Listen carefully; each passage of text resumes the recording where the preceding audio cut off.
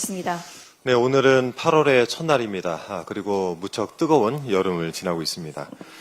출범한 지 2달이 다 되어가는 국민주권정부의 지난 시간도 매우 숨가쁘게 지나갔을 것 같습니다. 어제 미국과의 관세 협상이 타결되면서 조금 전 김병기 대표님 말씀처럼 정말 어려운 고비를 잘 넘겼습니다. 합의 사항에 대해서는 많은 말씀과 보도가 있었던 만큼 제가 별도로 언급하지는 않겠습니다. 다만 이 협상에 대해서 시한에 쫓겨 많이 양보한 느낌이다 라고 한 국민의힘이 지적한 대목은 좀 짚고 넘어가겠습니다. 국민의힘은 성과 평가를 주로 느낌에 기반해서 하시나 봅니다. 참고하실 수 있게 좋은 분석 자료가 있어서 짧게 소개를 좀 해드리겠습니다. 어제 시티그룹 측에서 이번 협상을 세밀하게 분석한 결과를 내놓았는데요. 협상의 세부 조항들이 한국에 유리하게 작용할 수 있다라고 평가를 했습니다. 우리 측이 3,500억 달러를 투자하기로 한 것은 이 겉보기에 미국에 큰 이익을 주는 것처럼 보이지만 실제로는 한국의 협상 전략이 반영된 결과다라고 분석을 했습니다. 15% 단일 관세의 실효 관세율도 14.3%로 낮아질 것으로 추정을 했고 고정밀지도 데이터 반출 요청과 같은 비관세 장벽도 성공적으로 방어했다라고 평가를 했습니다. 절실한 자세로 협상에 임했던 협상단의 노고 덕분입니다. 또 협상단이 적극적으로 나설 수 있었던 데에는 이 묵묵하게 지원을 해주셨던 이재명 대통령님의 신뢰가 바탕이 되지 않았나 싶습니다. 모두 고생 많으셨다는 말씀드립니다. 이제 대한민국이 제자리를 찾아갈 것 같습니다. 윤석열 정권 당시 바이든 날리면 사태로 매우 어색해졌던 이 한미 양국 간 관계도 이제 복원의 전기를 마련한 것으로 보입니다. 도널드 트럼프 미국 대통령은 2주 안에 백악관에서 한미 정상회담을 할 것이라고 공언을 했습니다. 이 자리에서 안보 협상 등이 있을 것으로 예상이 되는데요. 이 회담이 의미 있는 성과를 거둘 수 있도록 저희 민주당도 전폭적으로 지원하겠습니다. 국민의 삶도 차츰 안정을 찾아가고 있습니다. 민생회복 소비 쿠폰이 신청 11일 만에 신청률 90%를 달성하면서 큰 호응을 얻고 있습니다. 최근 언론 보도에 따르면 요식업계 매출이 증가를 하고 또 골목 상권에 활기가 돌기 시작했다라고 합니다. 이 소비 쿠폰이 60대 이상 노인에게는 생계 지원 이상의 의미가 있다라는 조사 결과도 있었습니다. 또 응답자의 80%는 소비 쿠폰을 물질적 지원으로 여겼고 또 사회에서 나를 챙겨줘서 고마운 마음이 들었다거나 또 정부 정책에 관심이 생겼다라는 응답자도 많았습니다. 답답했던 민생의 숨통을 트이게 한 뜻깊은 정책입니다. 물론 아직 신청을 하지 않은 분도 계시고 또 농어촌에서는 사용처가 비교적 적다는 현실적 문제도 남아 있습니다.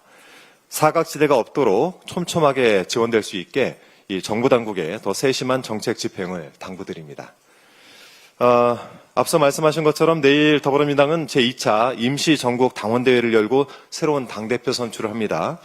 그동안 권한대행으로 불철주에 애써주신 우리 김병기 원내대표님 정말 고생 많으셨습니다. 네, 관련해서 또 아직 투표하지 않은 많은 당원 동지 여러분께서 꼭 투표에 참여해 주시길 부탁을 드리겠습니다.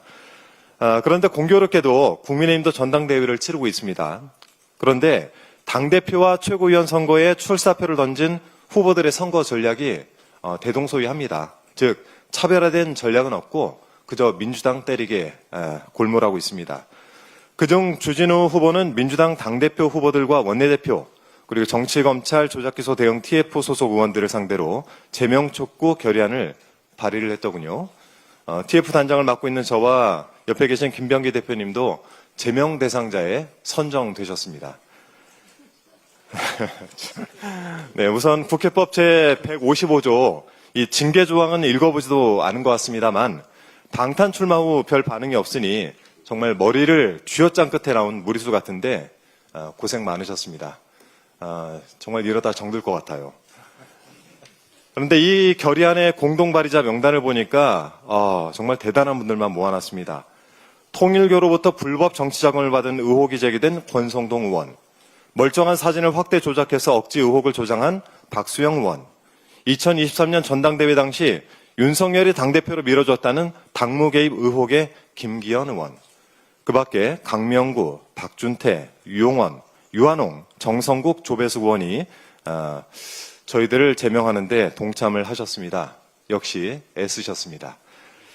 또 김문수 후보는 이재명 총통 독재 정권의 폭탄 포갑 통치에 맞서 투쟁하겠다는 입장을 밝혔고, 안철수 후보는 내란 특검을 이재명 정치 특검으로 지칭하면서 국민의힘은 내란 정당이 아니다라고 억지의 주장을 펼쳤습니다. 참고로 제적 의원 274명 중 찬성 188표, 반대 86표로 지난 1월 17일 통과한 내란 특검법에 국민의힘에서 유일하게 반대 당론에도 불구하고 우리 안철수 의원만이 찬성표를 던졌습니다. 꼭 기억 좀 해주시길 부탁드리겠습니다.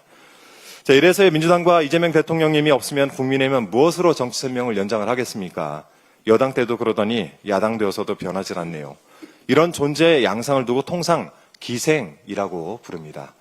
아직도 내란 수기와 절연하지 못하고 내란의 적통을 이어받으려 안간 힘을 쓰는 국민의 힘을 향해서 국민께서는 차라리 해산이라도 해라라고 말씀하고 계십니다. 진정 국민을 위하는 정치가 무엇인지 이번 전당대회를 계기로 제대로 된 답을 한번 고민해 보시길 기대하겠습니다. 이상입니다.